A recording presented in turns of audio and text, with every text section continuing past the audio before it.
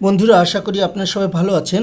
আজকে আমি মাইক্রোসফট এক্সেলের খুবই গুরুত্বপূর্ণ একটি টপিক নিয়ে কথা বলবো, আর টপিকটি হচ্ছে পিভট টেবিল। তো চলুন দেখি পিভট টেবিল বিষয়টি কি এবং এটি কিভাবে কাজ করে। আমরা এক্সেল ওপেন করার পরে হোম পেজ থেকে আমরা ইনসার্ট পেজে যাব। ইনসার্ট পেজে আসলাম। ইনসার্ট পেজের প্রথম যে ট্যাবটি টেবিলে থাকা পিভট টেবিল নিয়েই আপনাদের সাথে কথা বলবো। পিভট টেবিল হচ্ছে এক্সেলের সামারি শিট, অর্থাৎ এক্সেলের ডাটাকে সামারি করে রিপ্রেজেন্ট করা হচ্ছে পিভট টেবিলের কাজ। ডাটাগুলি আমি এখানে ইনপুট করে রেখেছি। টেবিলের মাঝখানে আমি ক্লিক করলাম, এই যে পিভট টেবিল, এখানে যাব। একটি ডায়লগ বক্স আসলো। দেখেন, আমি যদি কার্সরটি টেবিলের বাইরে রাখি এবং পিভট টেবিল ক্লিক করি, এখানে কিন্তু টেবিলের কোনো রেঞ্জ শো করতেছে না। আমি যে রেঞ্জের ভিতরে কাজ করব, মানে যে এরিয়ার ভিতরে কাজ করব, সেটিকে আমাকে ম্যানুয়ালি সিলেক্ট করে নিতে হবে। আমি এইখান থেকে সিলেক্ট করব এবং রেঞ্জ বক্সের ভিতরে দেখেন সেই জায়গাটুকু সিলেক্ট হয়ে যাবে। এই যে দেখেন সিলেক্ট হয়ে গেছে। এখানে আমি ক্যান্সেল করে দিলাম। আবারও আমি টেবিলের ভিতরেই সিলেক্ট করলাম, পিভট টেবিলে ক্লিক করলাম, select A table or range. টেবিলের রেঞ্জটা কিন্তু সিলেক্ট করা লাগতেছে না, এটা অটোমেটিক্যালি সিলেক্ট হয়ে গেছে। তারপর যেটা বলতেছে use an external data source, এই ডাটার বাইরে অন্য কোথাও পিভট টেবিল ইউজ করতে চাই তাহলে এই অপশানটি ক্লিক করতে হবে। তো আমি এটি করছি না, কারণ এই ডাটাগুলি নিয়েই আমি পিভট টেবিল বানাতে চাই। তারপর দেখেন choose where you want the pivot table report to be placed, কোথায় আমি পিভট টেবিলটি তৈরি করতে চাই। নিউ ওয়ার্কশিট, নতুন একটি ওয়ার্কশিটে নাকি এক্সিস্টিং ওয়ার্কশিট। তো আমি নিউ ওয়ার্কশিটে যাব, এখানে আমি ক্লিক করলাম। এখানে কিন্তু পাশে একটি ওয়ার্কশিট তৈরি হয়ে গেছে এবং পিভট টেবিলের একটি ফিচার চলে এসেছে।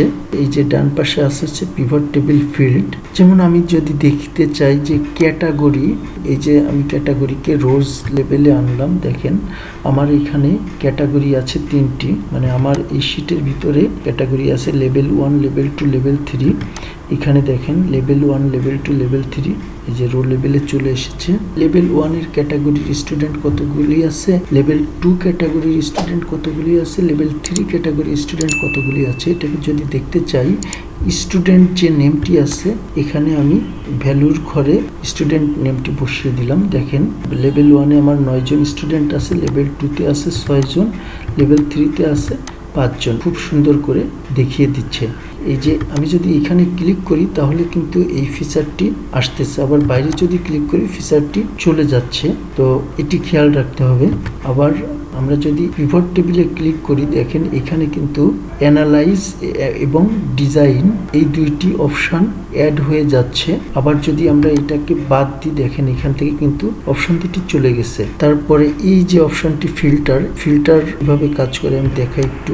স্টুডেন্ট নেমটিকে দেখেন আমি ফিল্টারের ঘরে যদি এনে ছেড়ে দিই, সাথে সাথে দেখেন এখানে কিন্তু স্টুডেন্ট নেমের একটি ফিল্টারের অপশন, মানে ড্রপ ডাউন লিস্ট সহ একটি অপশন তৈরি হয়ে গেছে। এবং এই ড্রপ ডাউন লিস্টে যদি আমরা ক্লিক করি, টোটাল যে স্টুডেন্টের নাম আমার ডাটা শিটে ছিল সেই নামগুলি কিন্তু এখানে শো করবে। এবং আলাদা আলাদাভাবে সিলেক্ট করে যদি আমরা দেখতে চাই, এই যে এমডি ইউসুফ, দেখেন এমডি ইউসুফ কিন্তু লেভেল 1-এর স্টুডেন্ট। আমরা যদি পরেরটি দেখি আব্দুল আলিম, এই যে দেখেন লেভেল 2-এর স্টুডেন্ট। এই চেকবক্সটিকে যদি আমরা চেক করে দেই তাহলে এখান থেকে কিন্তু আমরা মাল্টিপল স্টুডেন্ট সিলেক্ট করে ওকে করতে পারবো। এরপর আসেন কলাম। দেখেন ডিস্ট্রিক্ট, এই ডিস্ট্রিক্টটিকে যদি আমি কলামের ঘরে আনি, এখানে যতগুলি ডিস্ট্রিক্ট আছে সেগুলি কিন্তু এখানে চলে আসলো। দেখেন বরিশাল ডিস্ট্রিক্ট, আমি এখানে টোটালটা সিলেক্ট করে দেই তাহলে বুঝবেন।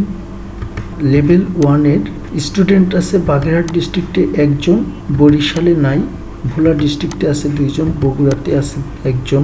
তার মানে এখানে হাজার হাজার ডাটা থাকবে।